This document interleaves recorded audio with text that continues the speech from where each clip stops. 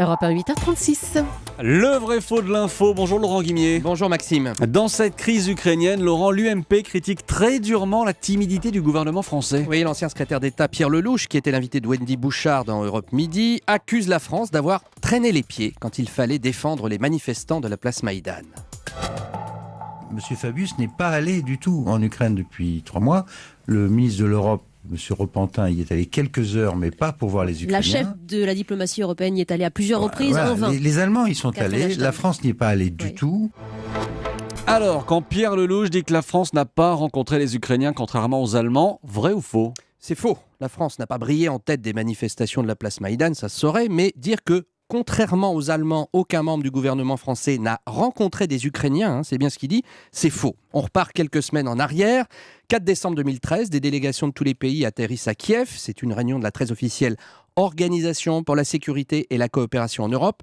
Il y a là notamment les Allemands et les Français. Les Allemands sont représentés par leur ministre des Affaires étrangères, M. Westerwelle, et les Français par le ministre délégué aux Affaires européennes. Il s'appelle Thierry Repentin.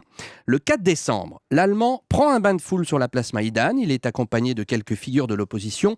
Ovation. Le lendemain, le Français Repentin, lui aussi, se rend sur la place. Il a posté sur Twitter une photo avec les manifestants. On va la mettre sur europe1.fr. Le lendemain, à la résidence de l'ambassadeur, il reçoit des députés de l'opposition, la fille de l'opposante Yulia Tymoshenko et des représentants des étudiants. Mais alors pourquoi en a-t-on si peu parlé ? Alors j'ai 2 explications. La première, c'est que contrairement aux Allemands, ce n'est pas le chef de la diplomatie, mais un ministre moins important qui a rencontré l'opposition. Là, je sais gré à M. Lellouche de l'avoir dit. La seconde, et là le gouvernement n'y est vraiment pour rien, c'est que cette visite symbolique du Français est tombée le jour de la mort de Mandela. Alors c'est pas étonnant que la visite du ministre à Kiev n'ait pas fait la une des journaux ce jour-là, mais 2 mois et demi plus tard, je voulais réparer cet oubli. Voilà, oubli réparé. En plus, évidemment, il y a eu la visite de Laurent Fabius Ah bah hier. depuis. Le Pierre Lellouche disait ça il y a 2 jours. Évidemment, évidemment. Merci Laurent Guimier, c'était le vrai faux de l'info sur Europe 1.